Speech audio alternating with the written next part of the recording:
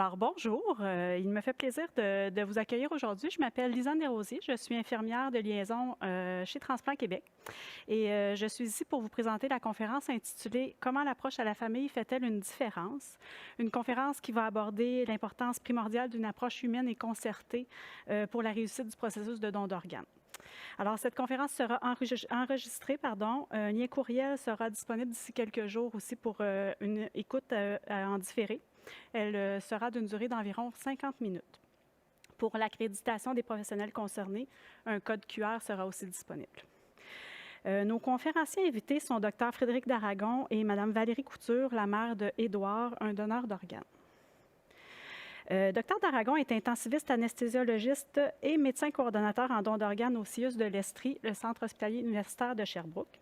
Il occupe différentes fonctions, dont celle de co-directeur du programme de recherche Canada Donate, programme visant à l'amélioration de la prise en charge des donneurs aux soins intensifs. Madame Couture, quant à elle, est la mère de Édouard Grondin, qui a perdu la vie dans un accident de la route en 2017 à l'âge de 18 ans. Elle nous parlera du parcours que sa famille et elle ont suivi lors du tragique événement.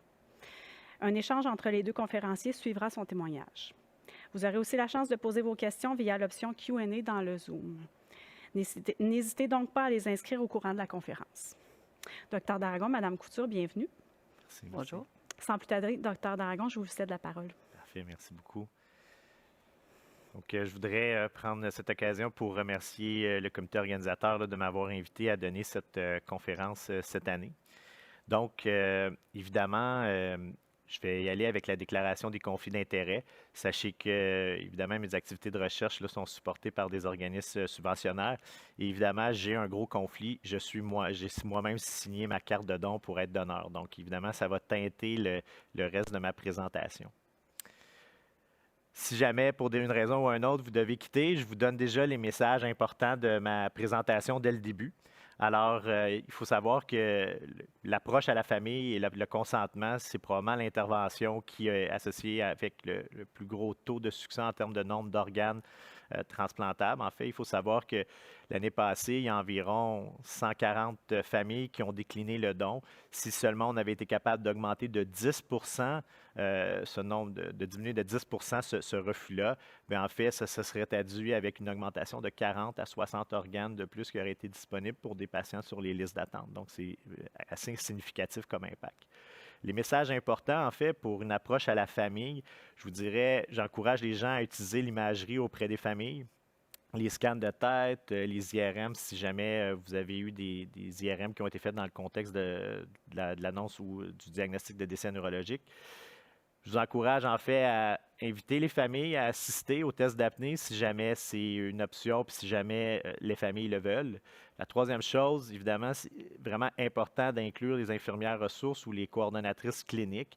Vous allez voir au cours de la présentation, mais il y a une rationnelle scientifique en arrière de leur présence et de leur rôle clé dans l'approche et dans le succès de l'approche aux familles. Et finalement, l'importance de la simulation, on ne le dira jamais assez, mais de se pratiquer parce qu'on n'a jamais une deuxième chance de faire une première bonne impression. Si jamais vous voulez aller chercher de l'information additionnelle, je vous invite à consulter le site Internet de Transplant Québec ainsi que celui de la Société canadienne du sang où il y a en fait des informations de nature scientifique et aussi des guides de pratique alentour de l'approche aux familles dans un contexte de don d'organes. Vous savez, le consentement, j'en faisais allusion dans mon introduction, c'est probablement le refus en fait des familles, c'est probablement la première cause de perte d'organes transplantables. Et tout la discussion qui a lieu et l'entrevue qui a lieu alentour du consentement, on sait que ça va affecter le devenir des familles. Bon an, mal an, environ 20 à 30 des familles vont souffrir en fait de troubles psychiatriques divers suite au processus de don, que ce soit qui est pour une décision en faveur d'aller vers le don ou vers le refus. Donc, on sait que ces familles-là vont être durement éprouvées. Quand on parle en fait de la décision d'aller vers le don ou pas, on sait que quand on sonde les familles, bien environ, il y a ceux qui ont refusé, on sait qu'il y a environ une famille sur trois qui changerait d'idée si elle pouvait le faire. Donc, d'où l'importance de mettre beaucoup d'emphase sur d'avoir une approche en fait qui est de qualité auprès des familles. Le processus de consentement est influencé par divers facteurs aussi, évidemment la législation dans laquelle on se trouve, donc évidemment les endroits où il y a des consentements présumés. Évidemment, tout le modèle d'éducation, de formation des professionnels de la santé, mais aussi du public en général, vont influencer l'approche, en fait, et la décision ultime de prendre, de choisir pour un consentement au don. La société, les valeurs dans lesquelles, en fait, les valeurs qui sont préconisées par notre société. Et comme je le disais, ben, tout ça est teinté par le véhicule qui est l'entrevue des familles. En fait, on peut se poser des questions pourquoi il y a des refus. Il y a plusieurs raisons. Ici, j'en énumère en fait quelques-unes. Tout d'abord, évidemment, il y a souvent un souci de la part des familles qui est invoqué que ça pourrait modifier l'apparence physique. Il faut savoir que ce n'est pas le cas. Tout l'ensemble des soins post-mortem font en sorte qu'il n'y a pas de modification de l'apparence physique au niveau du corps d'un donneur. Évidemment, il y a des imprécisions. En fait, les gens ont parfois l'impression que le patient va souffrir. Il faut savoir qu'il faut mettre l'accent dans ce contexte-là sur qu'est-ce qui est la mort cérébrale ou le décès neurologique, en fait, et le cas échéant, si jamais ce n'est pas dans un contexte de don d'organes après décès neurologique, mais plutôt après décès circulatoire, de mettre toutes les interventions en place pour s'assurer du confort du donneur. Évidemment, l'incertitude des volontés du patient, c'est probablement un des facteurs les plus importants. Quand les familles ne savent pas ce que leur proche aurait souhaité, ça peut être une cause, c'est une cause en fait qui est assez fréquente là, de refus aux dons. Ça et le fait que parfois les familles sont déjà épuisées, parce qu'il faut savoir que généralement, un patient chez qui on va aller chercher on va obtenir un don, un consentement au don, bien, il va avoir été 5, 6, voire même des fois 10 jours avant hospitalisé aux soins intensifs pour la maladie de base qui, en fait, a résulté en un don. Donc, les familles sont souvent épuisées et prolonger le processus, parfois, peut être trop lourd pour eux. Et en fait, ça met tout l'accent sur l'importance de soutenir justement les familles pendant ce processus-là. Il y a parfois des raisons religieuses qui sont invoquées. Sachez que c'est excessivement rare. En fait, et la vaste majorité des religions ont des valeurs qui sont communes avec celles du don d'organes. L'insatisfaction du personnel envers le personnel soignant parfois est aussi invoquée. Certains vont invoquer en fait aussi qu'ils ne comprennent pas c'est quoi le processus de mort cérébrale. Et je vais vous donner en fait quelques petites stratégies là, pour essayer d'aider ces gens-là à comprendre c'est quoi la mort cérébrale. Et finalement, parfois, je ne dirais pas, au Québec, c'est probablement moins souvent le cas, mais il va y avoir une certaine inquiétude sur l'intégrité du processus. Donc, généralement, c'est associé au fait que les gens n'ont pas confiance dans leur système de santé, ce qui n'est pas le cas au Québec, mais ce qui pourrait l'être dans d'autres juridictions à travers le monde. Ici, en fait, je vous démontre un graphique, mais tout ça pour dire qu'au Québec, bon an, mal an, les gens inscrits en fait au registre de la RAMQ, et j'ai pris le registre de la RAMQ ici parce qu'on manifeste seulement son souhait de devenir donneur, mais sachez aussi qu'il y a le registre de la Chambre des notaires qui a aussi un rôle à jouer en fait pour manifester son souhait de devenir donneur. Et ce qu'on remarque, c'est bon an, mal an, il y a une bonne association en fait entre le fait que les gens se sont inscrits au refus et le fait qu'ils ont consenti. Donc, vous pouvez voir ici, j'ai montré les taux de refus au don, mais le complémentaire de ça, c'est les taux de consentement. Donc, il faut encourager les familles à manifester, les gens à signer leur carte ou à s'inscrire au registre parce que, comme je le mentionnais précédemment, ça l'aide les discussions, en fait, et la décision de la famille à la fin. Comme professionnel de la santé, notre mission, en fait, elle est à la fois simple, mais assez complexe. Ça se retrouve, en fait, en cette phrase-ci. C'est d'aider les familles à prendre la meilleure décision, probablement au pire moment de leur vie. Et Mme Couture, tout à l'heure, va nous en parler davantage, mais vous allez voir que c'est quand même un processus qui est assez complexe, l'approche à la famille. C'est complexe pour différentes raisons.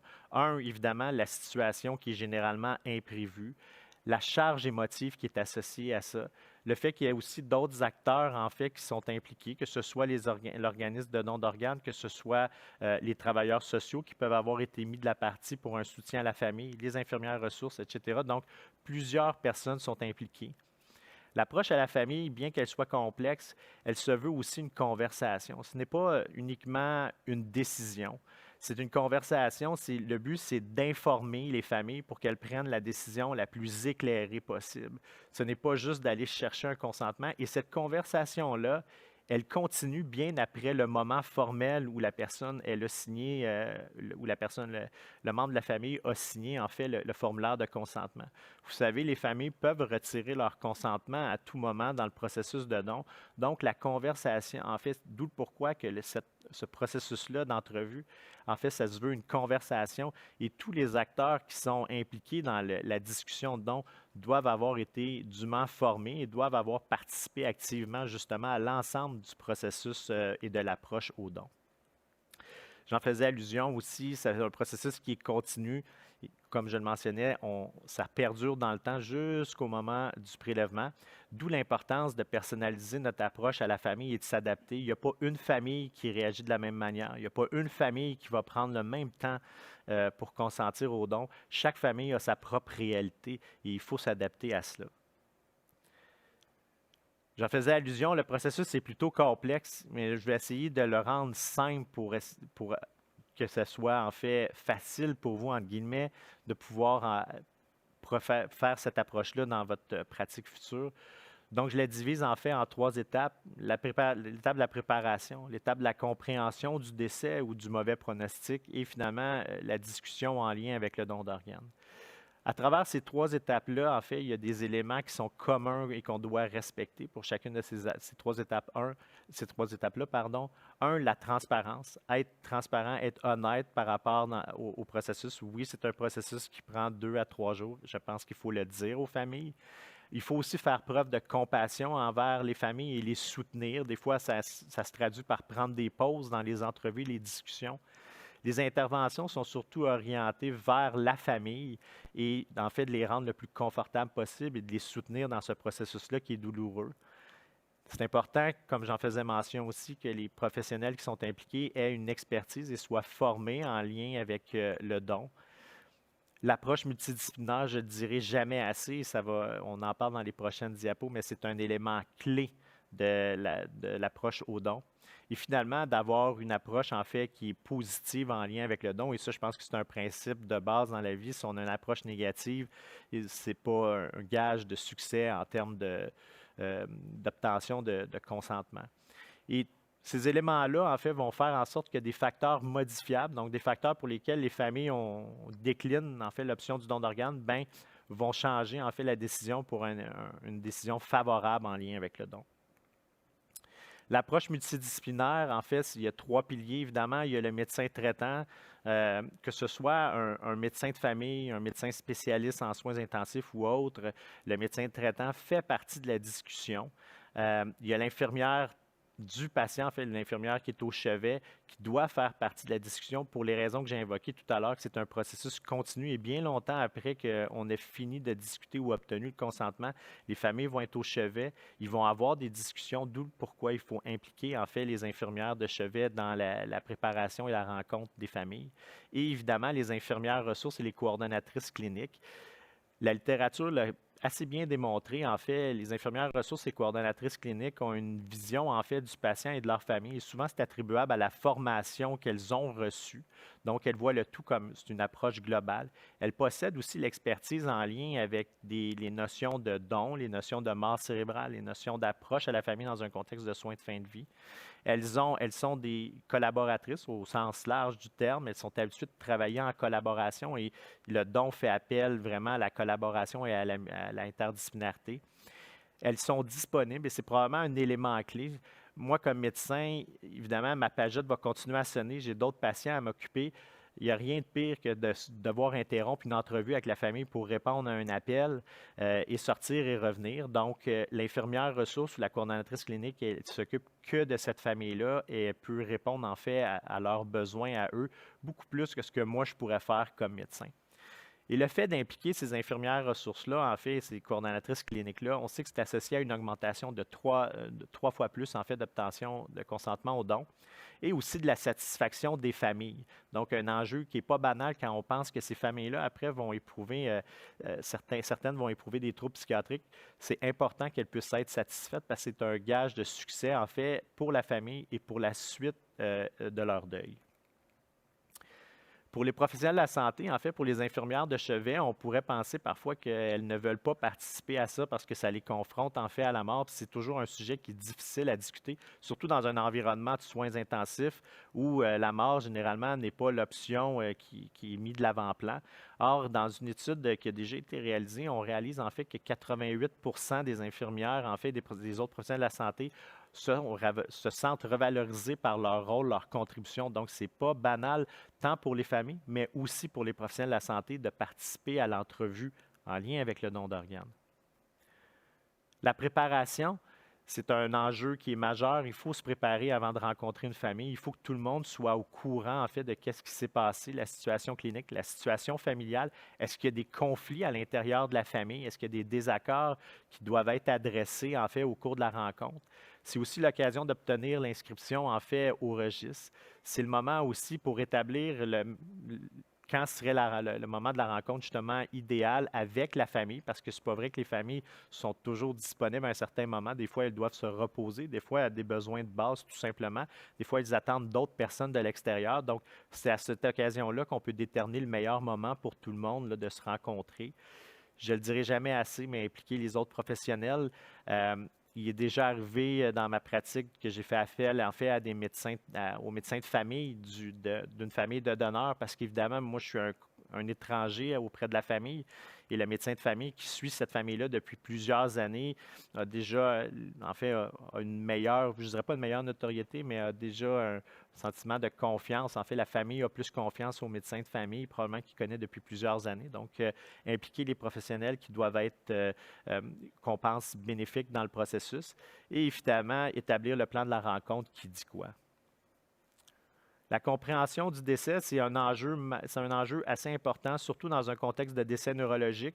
Si on se met à la place des familles 30 secondes, c'est pas évident pour eux de comprendre que leur proche est en mort cérébrale alors qu'ils voient le thorax se soulever, qu'il y a une pression artérielle, les mains, les extrémités sont chaudes. En apparence, il n'y a rien qui a changé. Pourtant, la personne, elle est bel et bien décédée. Donc, généralement, ce qu'on encourage, c'est d'utiliser un langage simple, de ne pas hésiter, en fait, à répéter, en fait, l'information à quelques reprises. J'utilise personnellement l'imagerie, en fait. Je montre les scans de tête, surtout quand, en fait, c'est des saignements. C'est évident, en fait, les gens n'ont pas besoin d'avoir fait une formation dans le domaine de la santé pour comprendre qu'il y a quelque chose d'anormal.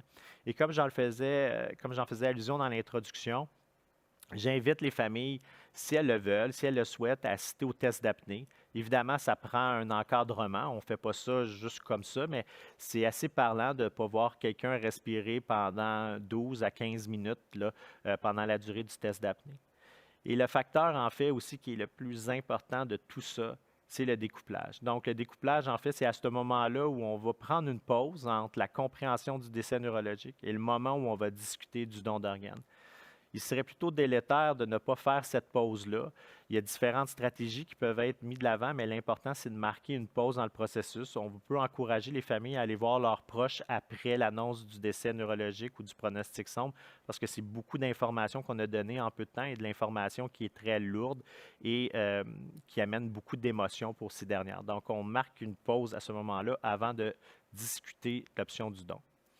Et finalement, en fait, justement, lorsque on arrive à l'option du don, qui peut être d'une durée variable, honnêtement, j'ai déjà vu des discussions entre le décès neurologique et la discussion en lien avec le don d'une durée de 2 heures. Des fois, j'en ai déjà vu de 3, 4 jours.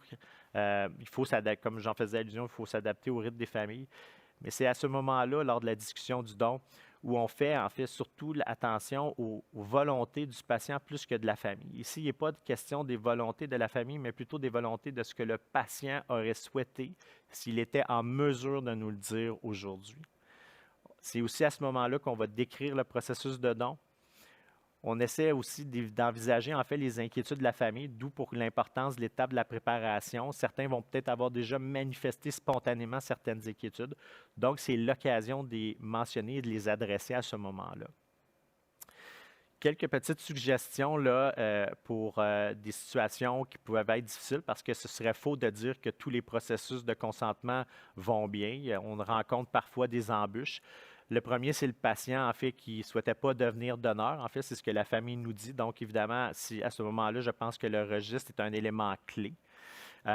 Par la suite, lorsque les volontés du patient sont inconnues, en fait, donc lorsqu'il n'y a pas eu d'inscription au registre du donneur, ce que je recommande, c'est de rechercher, en fait, quelles étaient, en fait, les valeurs de la personne. Et si les valeurs de la personne se recoupent avec les valeurs du don, je pense que c'est un élément qu'on peut mettre de l'avant pour pouvoir favoriser, en fait, une décision en lien avec, favorable, en fait, en fonction des volontés de la personne. Les modifications de l'apparence physique, ça revient quand même assez souvent là, comme motif ou comme inquiétude. Donc, j'en fais grâce, mais il n'y a pas de modification là, de l'apparence corporelle. Les objections religieuses, c'est la vaste majorité des religions, en fait, sont en faveur du don.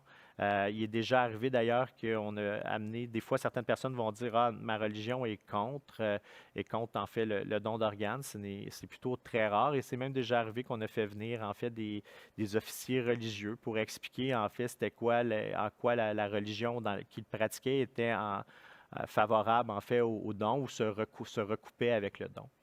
L'insatisfaction du personnel soignant, c'est indéniable que ça va arriver. En fait, si ça arrivait jamais, ce serait probablement un problème. Donc, il faut accepter les critiques puis essayer de séparer en fait l'insatisfaction du processus de don et de ce que monsieur ou madame aurait encore une fois souhaité dans pareille circonstance. Et finalement, celui qui est probablement de l'heure, en fait, c'est le consentement virtuel. Ne serait-ce qu'à cause de la pandémie, on a dû moduler notre approche. Je vous encourage dans ce contexte-là, en fait, à utiliser la vidéoconférence et d'avoir, en fait, des éléments très de base comme une ligne Internet solide. Autant que possible, il n'y a rien de pire que des discussions qui sont saccadées.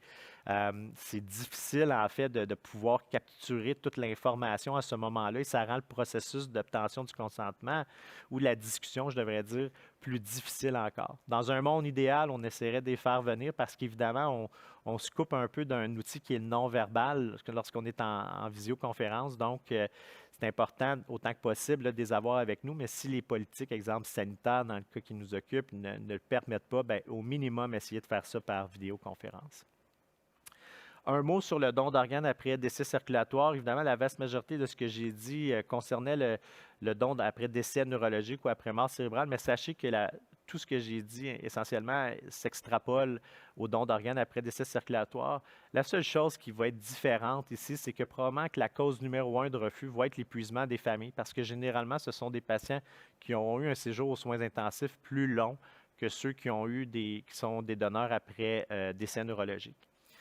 Pour éviter l'espèce de perception de conflit d'intérêts, qui, en passant, ne veut pas dire grand-chose quand on interroge les familles, là, je vous encourage de discuter de l'option du don après avoir pris la décision auprès des familles de retirer là, les mesures de maintien des fonctions vitales.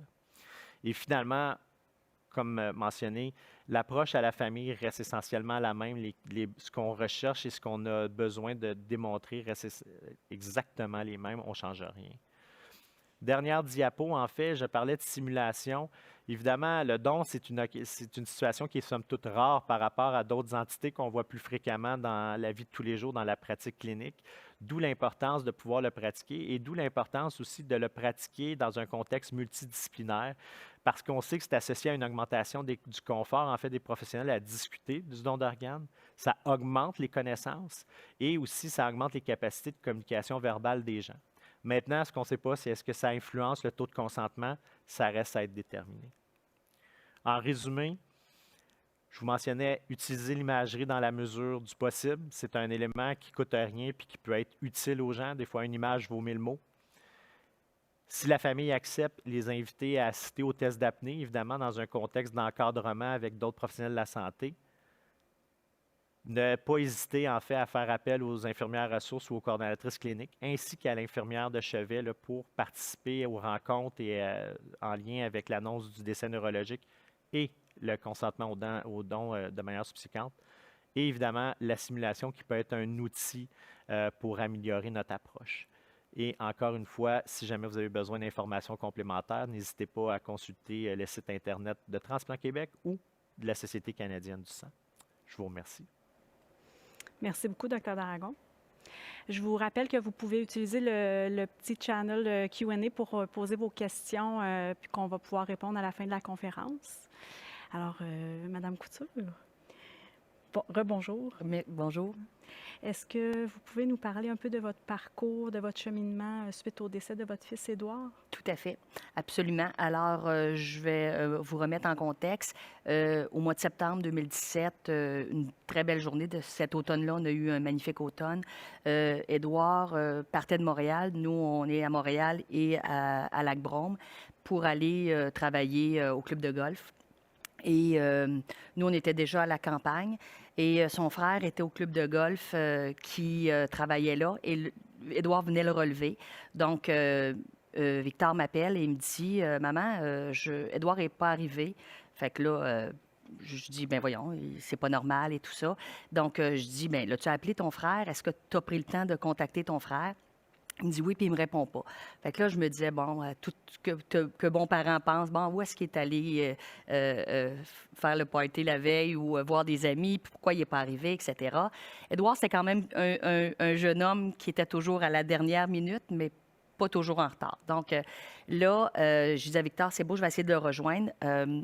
Je tente de le rejoindre sur son cellulaire, ça répond pas. Et quelques minutes après, mon téléphone sonne et c'est un homme qui me demande si les mots exacts, je m'en souviens plus, mais je sais que il me dit, est-ce que vous êtes qui par rapport à Édouard Grondin, tout ça. Donc là, j'étais un peu offusquée parce que j'étais un petit peu, je me commençais à m'inquiéter réellement de quelque chose. Et simplement, je suis une ancienne paramédic, donc je sais que c'est jamais bon quand un inconnu nous appelle. Donc, j'ai dit, bien, premièrement, avant que je vous dise je suis qui, vous êtes qui? Et là, il me dit, je suis un policier de la Sûreté du Québec. Donc, mes jambes ont coupé. Puis là, j'ai dit, c'est réellement pas bon. On comprend bien la chose. Et là, je lui dis, vous êtes policier. Puis là, je parle fort dans la maison. Puis là, je vois mon mari qui commence à changer de couleur, puis commence à paniquer.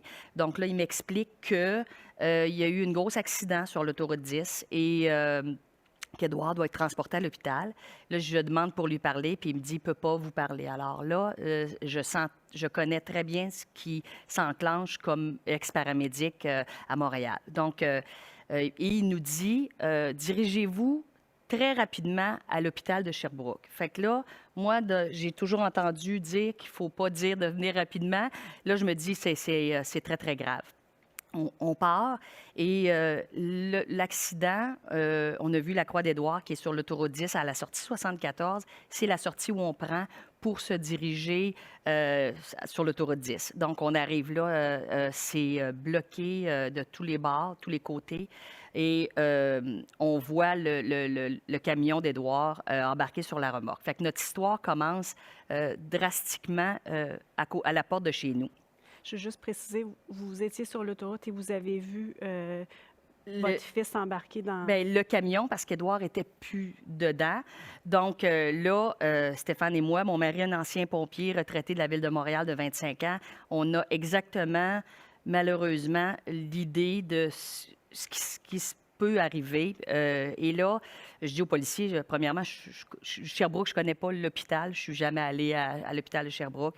Fait qu'il m'indique rapidement au téléphone. On part en route de l'hôpital et il nous rappelle sur mon téléphone 25 minutes plus tard, puis il me demande où est-ce que vous êtes rendu.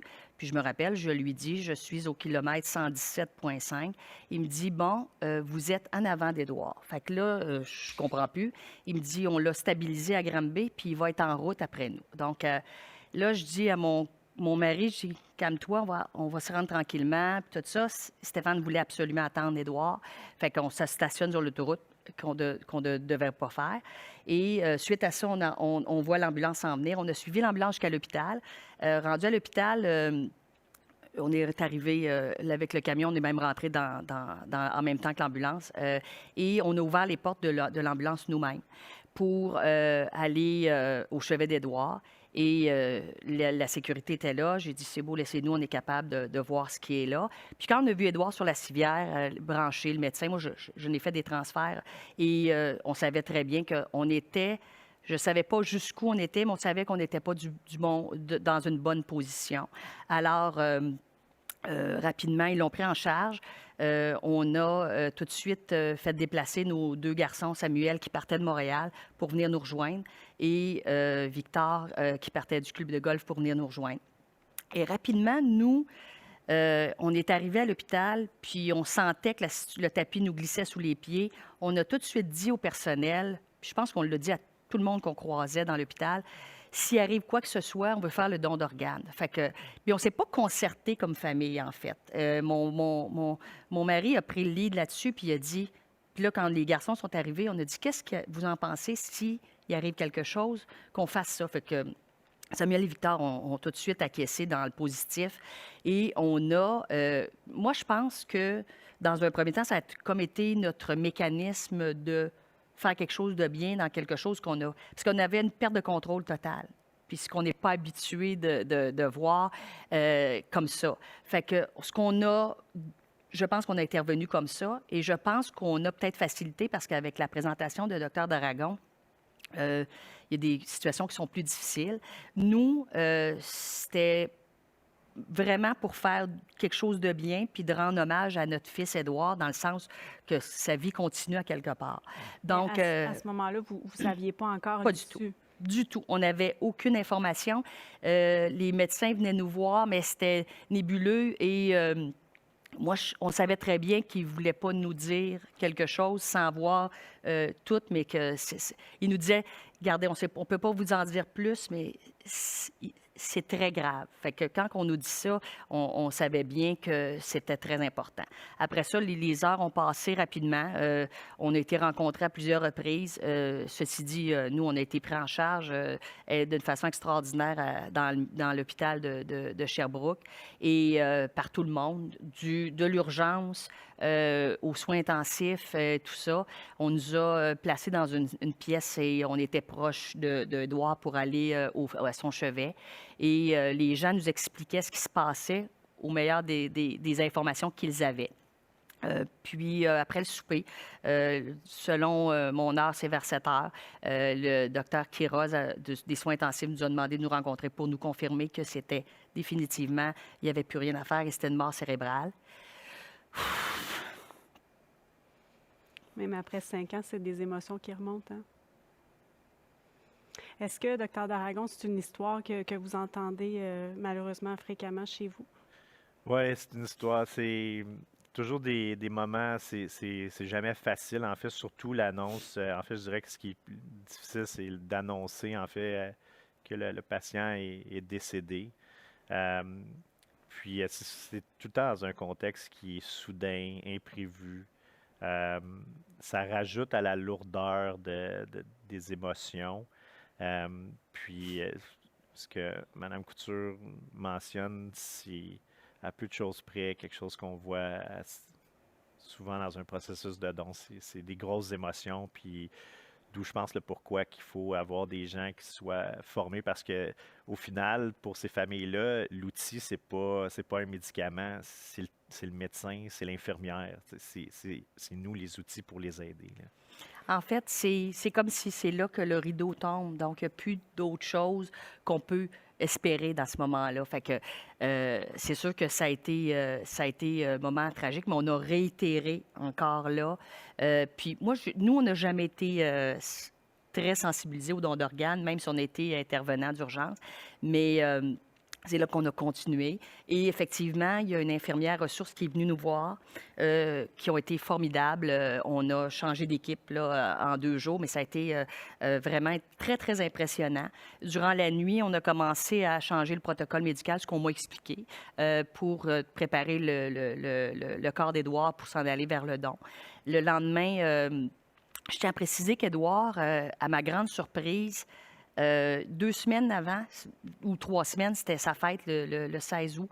Et il avait reçu sa carte d'assurance maladie. Puis c'est moi qui l'avais ouvert. J'avais dit hey, Aidé, tu devrais. Qu'est-ce que tu en penses? Mais vite fait, là. Tu sais, comme si. Qu'est-ce que tu en penses du don d'organes? Puis tout ça, il avait dit ah, ben oui, il n'y a pas de problème. Puis Édouard, c'était toujours il n'y a pas de problème. Donc, je vais signer ça. Fait que là, je dis gars, viens signer. Oui, dans 5 minutes. C'est toujours dans 5 minutes. Et moi, je pensais qu'il avait signé le prix, il l'a mis dans son porte-monnaie. Fait que quand je pense que c'est les policiers de la SQ, le lendemain matin, qui sont venus porter son porte-monnaie à l'hôpital, Et on me l'a redonné après. Puis là, mon réflexe a été de sortir puis de regarder, puis il n'était pas signé. Puis là, j'ai fait comme... Ah! Mais là, on m'a dit qu'il n'y avait pas de problème parce que la famille était d'accord et tout ça. Donc, Est-ce que vous avez hésité un quart de seconde? ben, un quart de seconde dans le sens que j'étais... Pourquoi qu'il ne l'a pas signé? Puis là, est-ce qu'on pouvait quand même, comme famille, procéder? Puis là, tout de suite, on nous a rassurés et tout ça. Donc, ça s'est mis en branle. On a assisté au test d'apnée parce que le docteur d'Aragon dit il faut l'offrir à la famille. Nous, on ne savait pas c'était quoi. On nous a expliqué comment ça se passerait et on a voulu être là parce qu'effectivement, dans la mort cérébrale, c'est que dans notre situation, Édouard était bien. Il n'y avait pas beaucoup de blessures extérieures. Bon, il y avait des ecchymoses un petit peu, mais ceci étant, tu as de la misère à comprendre que c'est la fin, mais que ça paraît pas. Fait que ça a été pour nous, je pense, pour moi, mais les garçons et Stéphane étaient avec nous. Pour nous, je pense que ça fait partie du processus venant confirmer les choses, puis peut-être apaiser le doute qu'on a toujours comme parents de dire est-ce qu'ils sont trompés, etc. Donc, le test d'apnée, nous, je pense qu'Édouard a été arrêté au-dessus de 13 minutes. Puis on nous avait préparé mentalement. Il y aurait eu des mouvements peut-être du corps, des choses comme ça. Il n'y a jamais eu rien. C'est comme s'il était endormi. Donc ça, pour moi, ça m'a fait du bien de comprendre que c'était une étape importante dans le processus de... Puis à partir de là, on a transmis le dossier d'Édouard à l'équipe qui était formidable parce que tout le monde nous tenait au courant. Quelle sorte de recherche ils font? Où est-ce qu'ils en étaient rendus avec des receveurs potentiels? Qu'est-ce qu'on allait donner comme organe? Les poumons, ça s'est fait de dernière minute parce qu'Édouard avait eu un drain thoracique. Donc, ça s'est fait de dernière minute, mais on a été très contents que ça se fasse parce que pour nous, c'est un jeune homme en pleine santé de 18 ans et on ne pouvait pas penser que personne pourrait bénéficier de ça.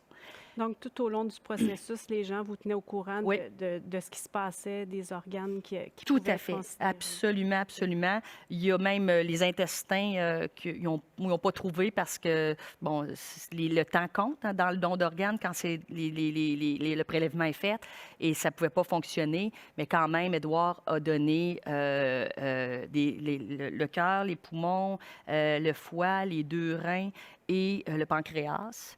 Les gens, ce qu'on a comme information, c'est que ça a été des receveurs, tous des hommes de 30 à 65.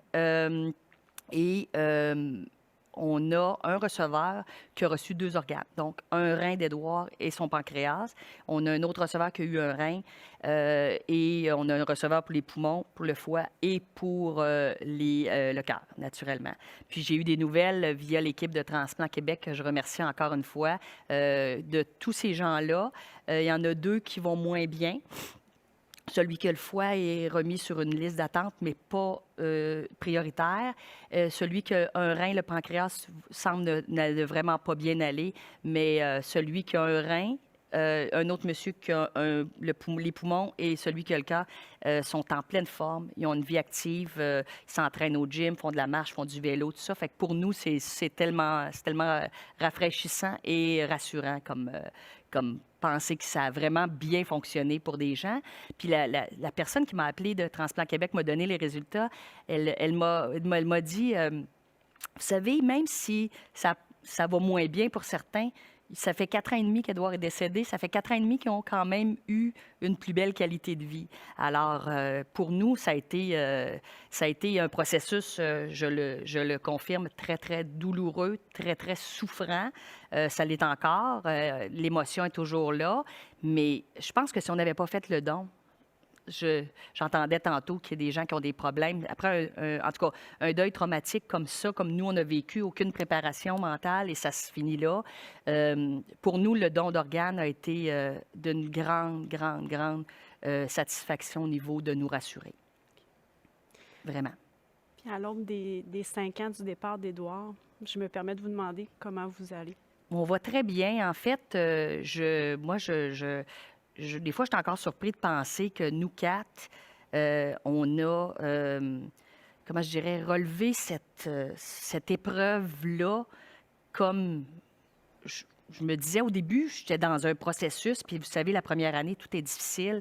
Puis je me disais, à un moment donné, il va-tu se passer quelque chose? Mais les garçons vont bien, mon chum va bien, nos amis, nos familles ont été très, très proches de nous. Et ça fait une grosse différence aussi. Parce que je ne peux pas croire quelqu'un qui vit ça, qui est toute seule, qui n'a pas d'entourage précieux. Et le fait aussi, je vous le dis, là, le fait d'avoir le don d'organes, c'est vraiment quelque chose ça rend du positif à quelque chose qui a juste du négatif.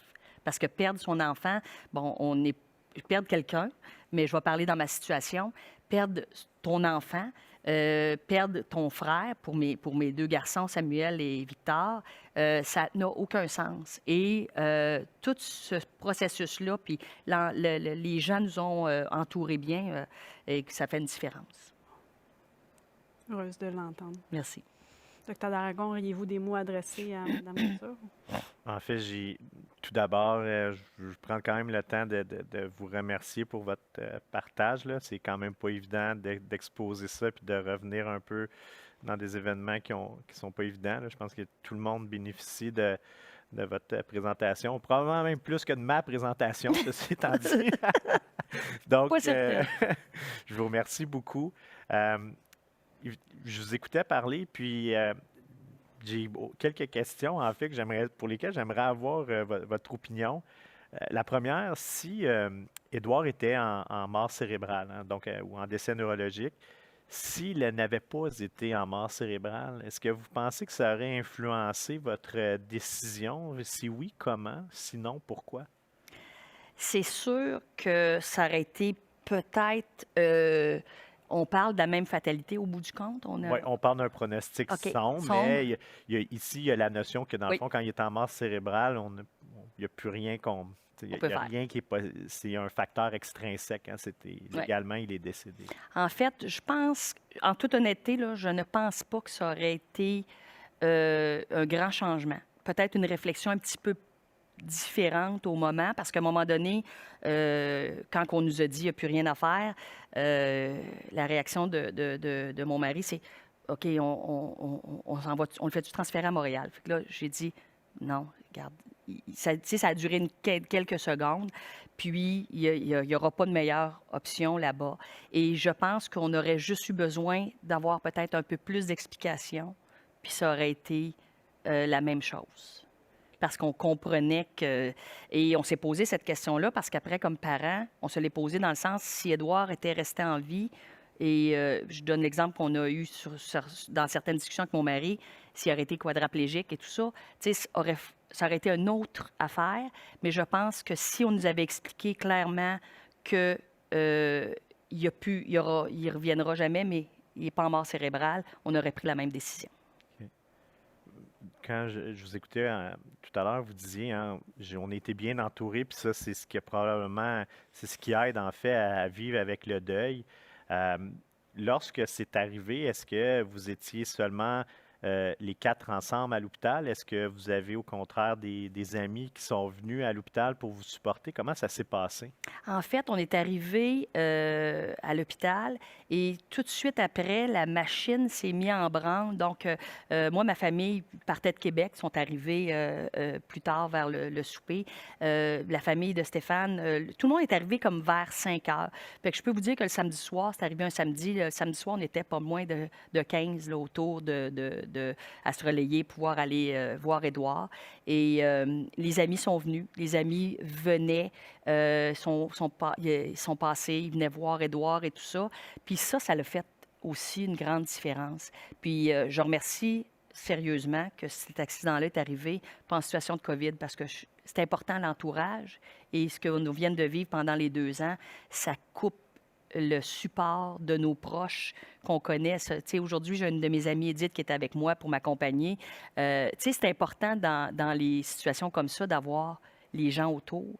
Et nous, on a été très, très bien entourés. Ça a été formidable. Vous faisiez allusion dans votre discours que vous êtes une ancienne là, paramédic, donc vous avez des notions là, en santé. Euh, Tout à l'heure, dans ma présentation, je parlais qu'un des facteurs qui fait en sorte que les familles déclinent le don, c'est la mauvaise compréhension de c'est quoi la mort cérébrale. Vous, probablement que vous avez, avec vos connaissances, ça vous a aidé, mais vos deux gars qui n'avaient probablement pas les notions que vous avez, est-ce qu'ils ont compris c'était quoi? Est-ce que, dans le fond, dans votre dynamique de famille, est-ce que vous étiez tous rendus à la même place quand c'était le temps du consentement? Et sinon, en fait, qu'est-ce qui était un enjeu? Ben, en fait, je me souviens qu'on a posé la question à Samuel et à Victor à quelques reprises s'ils se sentaient à l'aise. Euh, En toute honnêteté, peut-être qu'il y a un des deux qui était peut-être moins à l'aise, mais j'ai pas ce sentiment-là. Je pense qu'ils voient vraiment leur frère comme un héros dans ce sens-là. Donc, je sais pas. C'est sûr qu'on a été très rapide à leur dire on devrait aller là. Fait que comme jeunes adultes, je pense qu'ils ont suivi, mais j'ai jamais entendu un des deux dire on n'aurait peut-être pas dû faire ça ou quoi que ce soit. OK. Ah, tant mieux. C'est bien. Oui, Des fois, on a comme la prémisse que plus que les familles sont nombreuses, hein, plus que c'est difficile d'avoir tout le monde au même endroit, puis qu'il faut s'ajuster. Mais là, de ce que je comprends, c'est qu'il y a. mais Dans je votre cas, pense c'était qu'ils pas. voyaient ça eux autres aussi comme de faire quelque chose de bien avec une situation qui a pas aucun bon sens. Puis c'est important. Et je tiens à préciser qu'Édouard, on a fait aussi les dons des organes, puis on a fait aussi le don de tissu. Puis pour moi, c'est important d'en parler parce que nous-mêmes, on ne savait pas c'était quoi exactement les dons de tissu. Donc, quand l'infirmière ressources nous a dit, ben, on prendrait peut-être la peau dans son dos pour pouvoir faire d'autres choses, des os. Puis là, quand elle est arrivée aux os des jambes, elle a dit, on va prendre dans ses jambes. Puis là, mon mari a fait comme, ben là, puis je veux pas dire, mais il dit, vas-tu nous rester quelque chose? Tu sais, à un moment donné, c'est comme. Puis là, après ça, on a dit, ah, ben regarde, c'était important. Édouard était un golfeur. Il marchait des 18 trous 365 jours par année. On se disait, ben on va pouvoir permettre que ces choses-là aussi. Mais je trouvais qu'on ne connaissait pas ça. Le don d'organes, on en entendait parler, mais ça, on ne connaissait pas ça. Et je pense que euh, toute cette histoire de don-là, pour la famille Grondin, pour nous, ça a été très rassurant et ça fait partie de notre guérison, Donc, sincèrement. si je comprends bien, en fait, ne pas présumer que parce que vous avez signé un consentement, que vous connaissez tout ce qui vient ensuite. Donc, prendre le temps d'expliquer bien chaque étape, ça Tout serait un à peu fait. vos suggestions. Oui, absolument. Puis, les gens, tout le monde va en bénéficier parce que nous, on était prêts rapidement. Il y en a que ça va être un peu plus long avant de commencer à comprendre ça. Et le fait que le personnel hospitalier soit bien formé pour ça, je suis d'accord avec vous que c'est ce qui va faire qu'on va pouvoir gagner plus de donneurs et sauver plus de vies au bout du compte. Parce que tu sais, je vous l'avais dit dans votre présentation, docteur d'Aragon, c'est qu'on présente quelque chose. Et pour la famille, il n'y a pas un plus grand don que de donner les organes de son enfant ou d'un être cher à des gens que tu connais pas et que je ne connais pas encore aujourd'hui, puis qui, grâce à notre don, ont une qualité de vie acceptable et sinon excellente ou très bonne. Fait que c'est quand même le plus gros don qu'on peut faire. C'est mon opinion. Je la partage, je la partage. Bien, merci beaucoup de votre témoignage, c'est très apprécié. Merci. On va passer à la période de questions. J'en ai quelques-unes déjà qui sont rentrées. Je vais commencer par vous, docteur d'Aragon. En fait, quelqu'un qui demande, au centre sans personnel dédié, avez-vous des trucs afin de faciliter l'approche et le soutien à la famille, car la réalité et les ressources en place ne sont pas les mêmes? Oui, en fait, il faut savoir que je pense que c'est des situations qui peuvent arriver, puis de plus en plus, parce qu'on veut essayer d'avoir entre autres pour un certain type de donneur, là, le donneur après décès circulatoire, on essaie de garder ça dans les centres d'où ils viennent. Donc, la question est vraiment pertinente, puis elle risque d'arriver. Ce que je suggère, c'est tout d'abord, faites l'imagerie, ça ne coûte rien. En termes de ressources, fait que l'imagerie, ça ne coûte rien en termes pour le faire. En termes de ressources humaines, je pense que c'est inévitable oui, ça va nécessiter un investissement de temps. Je pense que j'ai mis beaucoup l'accent sur les infirmières, mais il n'y a pas juste les infirmières. Je pense entre autres aux travailleurs sociaux, aux agents de pastoral dans les hôpitaux, qui peuvent être des ressources additionnelles pour venir épauler les familles. Puis évidemment, Transplant Québec peut aussi contribuer et aider dans ce processus-là là, avec les ressources qu'elles ont pour venir appuyer, dans le fond, le processus de don. Mais entre le moment où on rencontre la famille et le moment du consentement, si pour une raison ou une autre, il y a une pénurie d'infirmières, on peut faire appel à d'autres professionnels de la santé qui procèdent dans le fond, une expertise en gestion de situations de crise. Puis pour ce qui est des connaissances plus pointues sur le don, à ce moment-là, Transplant Québec peut jouer un rôle là-dedans. Puis d'ailleurs, il y a des médecins coordonnateurs, là, évidemment, je ne veux pas médiatiser ou publiciser notre rôle, mais qui sommes aussi disponibles maintenant depuis quelques années pour justement appuyer les médecins dans leur rôle, puis les aider à ce que les choses puissent avancer pour eux, puis que ce soit moins lourd au final pour eux dans le processus. Parfait. Mais ça m'amène à vous poser la prochaine question. En fait, qu'est-ce que vous faites quand le personnel en place est mal à l'aise avec le don? Parce que j'imagine que ça arrive aussi. Ça arrive, en fait, puis c'est déjà arrivé, puis ça va continuer à arriver. Une réponse bien simple, c'est dans la mesure du possible, si la personne est a un malaise, des fois, on va tout simplement suggérer un changement de prise en charge d'infirmière pour le patient, si c'est ce qu'elle souhaite. Puis, dans la majorité des cas, honnêtement, c'est ce qu'elle souhaite. L'autre chose, c'est évidemment, si pour une raison ou une autre, ce n'est pas possible, ne serait-ce qu'à cause de la rareté des ressources, à ce moment-là, ce qu'on fait, c'est que probablement l'infirmière ressource va prendre un rôle additionnel là, pour accompagner et supporter, dans le fond, la famille, sachant que l'infirmière a un certain inconfort. C'est pas, honnêtement, ce genre de situation-là où l'infirmière continue à être l'infirmière de chevet du donneur malgré ses inconforts est assez rare au final. Là. Okay. Merci, merci. Une autre petite question qui rentre en fait, pensez-vous que les mots ont de l'importance lors de l'approche, les mots à choisir? Les choisissez-vous avec attention? Ce serait faux de dire que les mots n'ont pas leur importance, là, mais je pense qu'il ne faut pas, dans ce processus-là, il ne faut pas juste s'attarder aux mots. Je pense que ça met un fardeau de stress additionnel et des fois, les gens le ressentent. Là. Donc, la chose avec laquelle je fais particulièrement attention au-delà des mots, c'est de parler quand le patient est en mort cérébrale, de vraiment dire qu'il est décédé, d'en parler honnêtement au passé en termes de décès, parce que je ne veux pas laisser présager la possibilité que dans le fond, il est en décès, mais dans les faits, il ne serait pas, ce qui n'est pas le cas du tout. Fait que ça, je fais vraiment attention à cette ligne-là. Pour ce qui est du choix des mots, je pense que des gestes, vraiment, allez-y avec votre je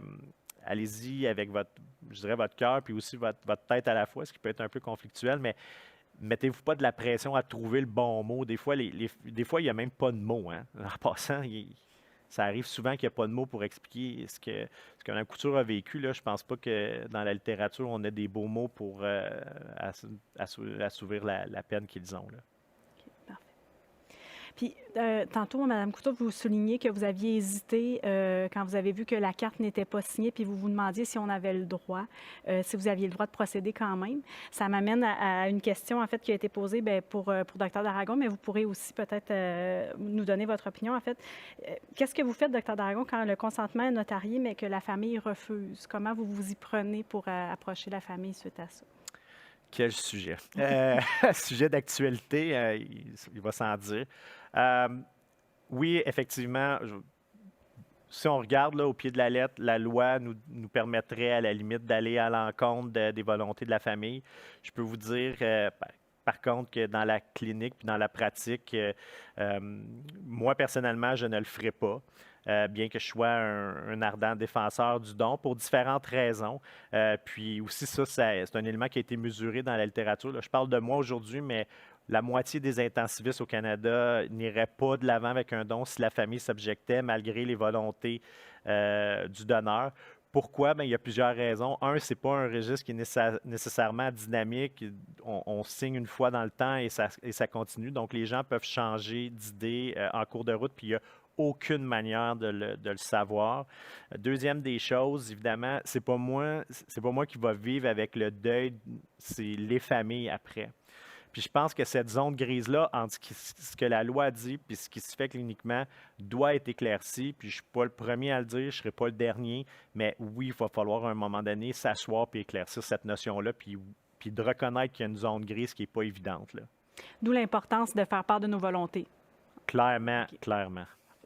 Puis, Madame Couture, qu'auriez-vous fait advenant que le consensus familial n'aurait pas été là dans votre cas? Vous dites vos 2 fils, vous les avez abordés et tout ça. Comment auriez-vous réagi si un d'entre eux aurait dit « Ah, moi, je ne veux pas aller, je veux pas aller vers ça ». J'ai tellement de la misère à répondre parce que ça s'est tellement bien passé de notre côté. Ben, je pense qu'on aurait discuté là-dessus, puis on aurait trouvé pourquoi oui, pourquoi non. Mais c'est sûr que j'ai vraiment de la misère à répondre parce que pour nous autres, ça a été tellement facile de prendre cette voie-là, puis que tout le monde soit d'accord ensemble, puis ça n'a pas créé de chicane. Mais je peux comprendre ce que dit Dr Daragon parce que, effectivement, j'imagine qu'on va à l'encontre de la famille, puis c'est eux autres qui restent. Fait que c'est sûr que ça peut amener le processus de deuil dans une autre facette, là. C'est mon opinion, mais si tout le monde est contre, puis on procède aux organes, c'est difficile. Je pense qu'après, ça peut laisser des séquelles aussi avec la famille. Moi, c'est mon opinion, là. Donc, ce que Dr Daragon disait en début de présentation, comme quoi s'informer des conflits familiaux, puis aussi de voir la dynamique familiale pourrait aider dans de telles situations. Oui, tout à fait, parce que comme on en avait discuté avant aujourd'hui, c'est difficile des fois. Il y a des familles qui sont séparées, puis tout ça, puis il y a d'autres intervenants dans le proche, et ça peut aussi affecter la décision de la famille. Bien, merci beaucoup à vous deux. Merci. Ça fait plaisir. Voici ce qui conclut notre conférence aujourd'hui. Sachez que vous pouvez en tout temps communiquer avec Transplant Québec pour toute question, notamment relativement à l'approche famille, mais pour toute autre question concernant le don, on est vraiment disponible. Au nom de Transplant Québec, nous tenons à remercier Dr Daragon, Mme Couture pour leur présence aujourd'hui. Merci tout spécial à vous, Madame Couture. Votre consentement au don témoigne de votre grande générosité, puis honore vraiment la mémoire de votre fils. Merci. Je vous en remercie beaucoup. Merci. Merci au CHUM, au CIUS de l'Estrie et au CHU de Québec aussi pour leur collaboration. Enfin, merci à vous, public. Je sais qu'il y en a de plusieurs régions du Québec et on en est très heureux. Merci d'avoir été présents en si grand nombre. Sachez que la présentation va être mise en ligne d'ici quelques jours. Vous allez aussi recevoir un court sondage d'ici 24 à 48 heures. Quelques minutes de votre temps seulement pour y répondre nous serait très précieuse parce que votre opinion nous tient vraiment à cœur. Alors, merci à vous tous et bonne semaine nationale du don d'organes et de tissus.